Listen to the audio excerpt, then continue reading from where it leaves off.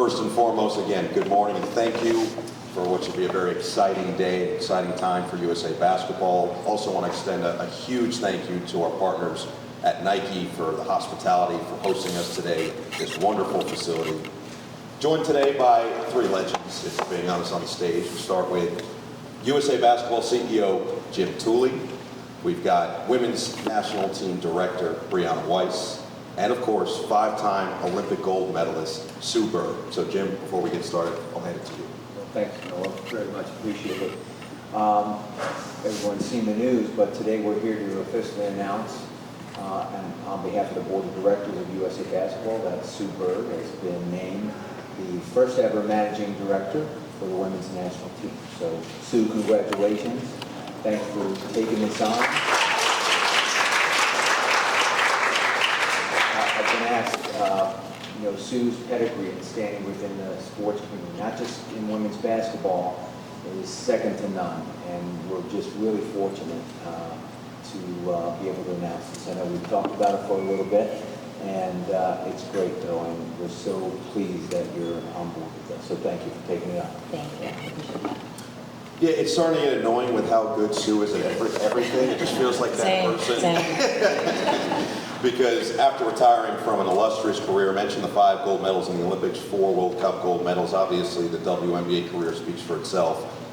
The media career has now been meteoric as well, and now adding an executive role with USA Basketball, going to be in control of helping to choose a lot of the teams for the Olympics in 2028, FIBA World Cup, and qualifying as well, getting ready for training camps, everything like that. I think the obvious place to start with you, Sue, is just your interest in a role like this. Obviously the playing career, now the media career, but what really spoke to you about taking on something like this? I think a combination of things. Initially, I really wasn't super interested. We're going back a couple of years. It wasn't something that I thought I was ready for. I had just retired. I know USA Basketball had been thinking about moving to this managing director role. So yeah, initially I wasn't really sure, but then I think as my retirement has played out, I've tried new things. I've been in different, quote unquote rooms, talking to Jim more about it, talking to General Dempsey, talking to Bree, talking to Grant Hill even. I just started to sit with it, and it really started to stick that I loved being a part of USA Basketball as a player. I loved carrying on that tradition, and now I could still do it, albeit in a different role, a supportive role, but I could still be a part of that, and I felt confident in it. And I also felt an excitement that I hadn't felt in a while, and I think put all that together, and here we are. Well, Sue, you mentioned it. Jim, you've already mentioned it. This was something that you guys have been talking about for a little while. You've known Sue now for 2 decades. You know what she is as a player, her work ethic, everything like that. But what encouraged you to go after her and really try to make this happen? Well, Sue's been a leader on and off the court her entire career, and as I said earlier, her pedigree and standing within the sports world is unparalleled. So, she's a person of character, integrity, and really proud that she's going to take this on. And she gave it a lot of thought. So this was important enough to think about, for quite some time. And so we finally got across the finish line, and we're really happy to be going in this direction. Brianna, you really got to know Sue as a player and welcome her in, USA Basketball-wise. What excites you about now having her as a colleague? I'm so excited. I think Jim kind of hit on it. I've seen her obviously be point guard for the women's national team, and everyone sees that in the games, but I had the privilege of seeing it in practices, in the locker room. The leadership qualities that she shows as a player, I think are really transferable in this new role off the court. So I'm just so excited to be her teammate the next 4 years as we prepare for the World Cup next year, and obviously the Olympics in 28. Well, Bryn brings it up, so let's go right to the World Cup. It's only 18 months away in Berlin. I know, things happen fast. But as you get ready and now you start this new role, what are some of your priorities as you kind of get set for World Cup in Berlin? First and foremost, we'll be choosing a coach. There's no specific timeline on that, but obviously that is super important. And then once that's done, choosing the larger staff, obviously getting the coach's input on that is really important. And then for me personally, of course, there's an aspect of this where I'm going to be watching a lot of basketball, I'm going to be watching a lot of players, something I was already doing, so that's kind of nice. But I think there's an aspect of this where I know what I bring, I know what my perspective gives, I know what my experience can provide, and there's also things that I need to learn. There's also things that I want to talk to other people, pick brains, maybe ask people what their experiences have been like. So I think, that combination will probably be my next however many months. Jim, we were talking about this the other day. There's no question that the USA women are arguably the best dynasty in all sports at this point. 8 straight gold medals in the Olympics, just dominant in international play. But at the same time, the international game is getting better and better. We saw it in Paris this summer. We saw that gold medal game came right down to the wire. So bringing Sue on, where do you feel like her advantages can be in helping to keep that distance with the U.S. and the rest of the world? Well, her knowledge of the game, knowledge of the players, and of the opponents too, is well-rounded, and having a managing director versus a committee allows us to be more nimble. And the sport, the pace of the game and of the business is so much more intense than it used to be. It just helps us be a lot more flexible and get our priorities, and we can strategize long-term with a single person versus a committee that kind of comes and goes. So this helps us in so many ways. I do think Sue's vibe, just being courtside for those games of the Olympics, helped push them over the top. That's just me. I am a little biased. I know Jim agrees. We are going to open up for questions. If you have a question, raise your hand. We'll get you a microphone, state your name and your affiliation, and fire away from there.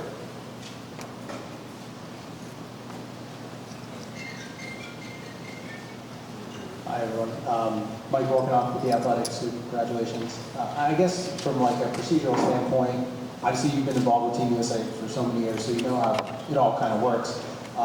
In your new role, do you intend to change and think differently about how teams are filled out, how coaches are picked, like all those parts of your job that are now your own? Well, I think it's just naturally different given that it's a managing director versus what was a committee, so that just in and of itself is different. I imagine though, I'm just going to bring my knowledge. I'm going to bring my experience. I think being a player is unique. I've had to be on a variety of USA basketball teams, whether we were trying to win a gold medal at the Olympics or at a World Cup, or just getting together to get some practices in to have an exhibition game. And a big part of that is understanding players, understanding who fits, understanding chemistry. You're also playing for a variety of coaches. At times, maybe the head coach couldn't be there because they had other obligations. So you're playing for assistants. My point is, I've experienced all of that. And part of my role as a point guard, as a leader, was to make it work. And so I'm really gonna lean on that understanding, not just in USA basketball, really my entire career. That's kind of always existed. And that's really what I wanna bring here. Just analyzing, keep my eyes open, watching players, and just trying to see what's going to fit to allow us to win gold medals. Bless you. This is Ralph with nothing but this. So congratulations on the new role, Sue Bird. I just want to know, after witnessing everything that happened with the USA women's team last year, what are you doing to add more pedigree to the type of organization USA basketball is built? Yeah, I don't think that's what's happening here at all. I think that's what's needed. We have amazing talent, amazing players, amazing talent in the coaching pool. Yes, the gold medal game was close. Yes, they're all sweating a little bit. That's not new. I think there's a misconception there that we just steamroll. And of course, there are games where we do, so I'm not gonna gaslight you or anything like that. But I could sit here and go back in my own playing days and give you tons of examples of being down at halftime, having close games, having to pull things out in major competitions. So I understand because it was the gold medal game and it was in Paris and there was a lot of conversation leading to that moment, why that felt as if it was different from any other competition, but it's really not. And that's what makes winning the gold medals tough. But that's also what we all understand, those that are a part of this program at every level, from player to coach to executive. We know that we're going to get every team's best shot. We know that we have to come ready, and we know that we have to put it together quickly with not as much preparation time. So none of that is really going to be different, I don't think, in the next 4 years than it's been in the last 30.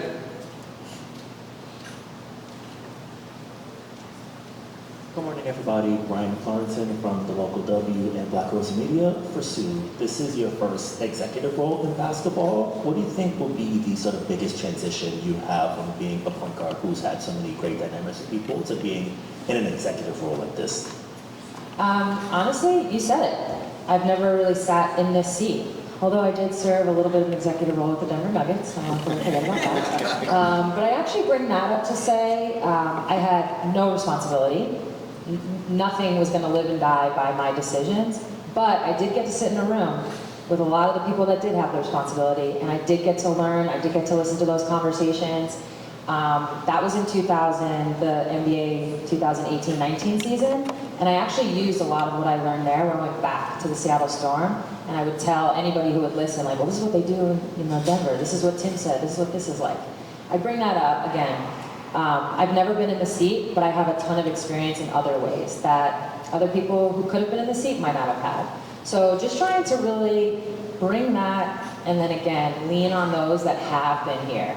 Really try to lean on that and understand that, yes, I am a big part of this decision. I'm not the only part of these decisions.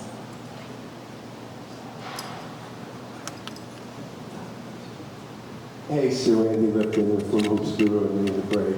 The national teams play a lot together, a lot of familiarity.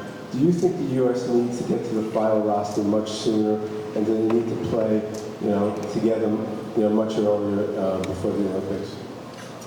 I think in a perfect world, we would get to train for 8 months and put it all together and go to these major competitions. But that's just not what is allowed in the calendar and the schedule. The good news is we now have a version of practice at this. We understand what it is in terms of the time constraints. We understand what it is from all the perspectives in terms of when we have a couple days, we have to make the most of them. And I think another good part is that a lot of players play together in the WNBA and even against each other in the WNBA. Playing against a player can also give you a sense of who they are and what their style is. So, in a perfect world, would we have all year to do it? Yeah, but that's just not the world that we live in. So we do have practice at making the best of what we do have. Thanks and congrats. Thank you.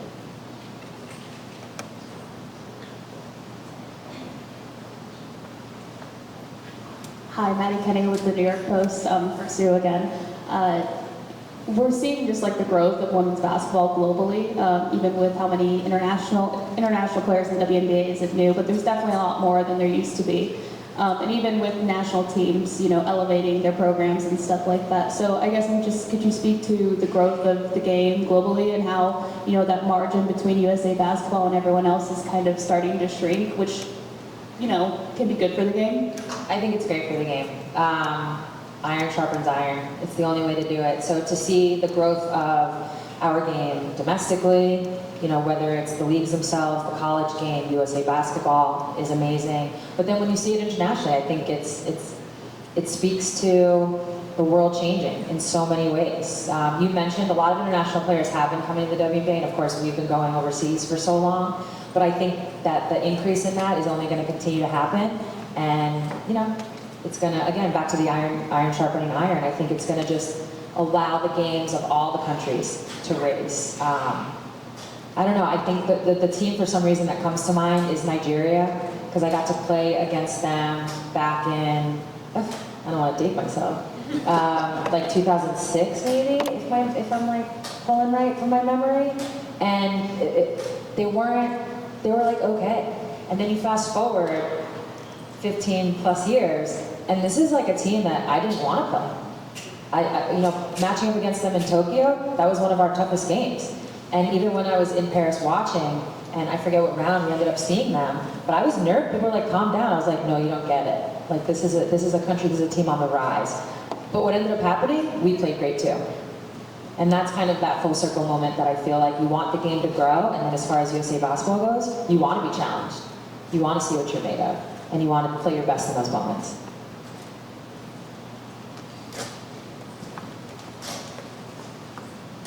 Hi, Sue, Grady Diaz, good to see you.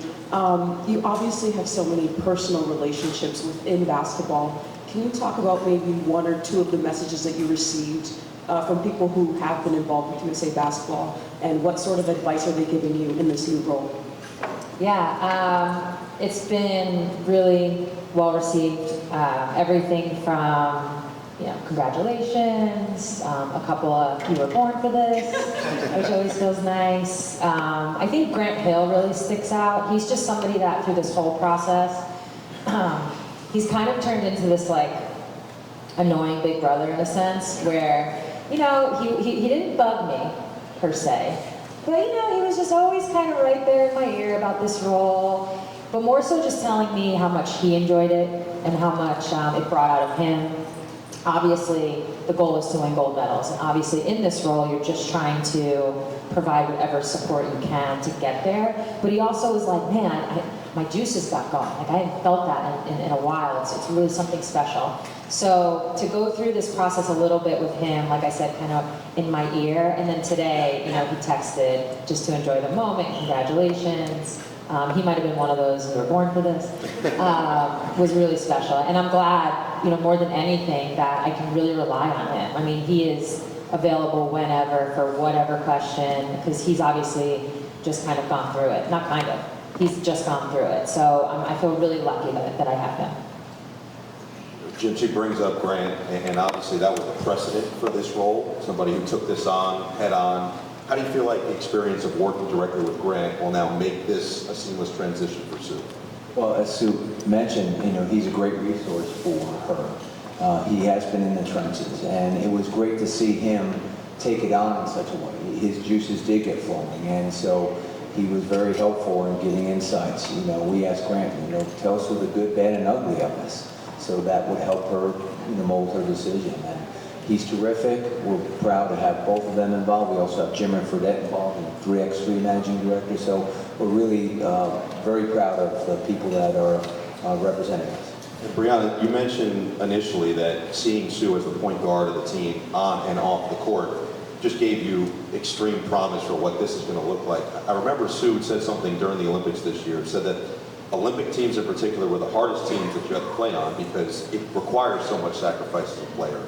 So seeing how she was as a player and hearing what Grant did for the men's team, how do you feel like that's going to now translate in this role in trying to really portray what that sacrifice looks like going into these competitions? Yeah, I think, Sue's passion for basketball, she's passion for USA basketball is just going to fuel what we have in front of us. My job is to collaborate with her, work with her, figure out how she works, give her the information she needs as we're working through this process, and just support her along the way to the best of my ability. So thankfully, the countdown of 18 months to the World Cup was helpful, but we do have time. So I think it's not rushing the process. It's let's do this one step at a time. So when the decision time arrives, we're ready. Are there any other questions from the audience here? No? Great. Well, Sue, congratulations once again. It's an honor to have you as a part of USA Basketball. We are going to ask these three here to take a photo, nice photo opportunity. Again, thank you to Nike. Thank you for everybody for joining us here today.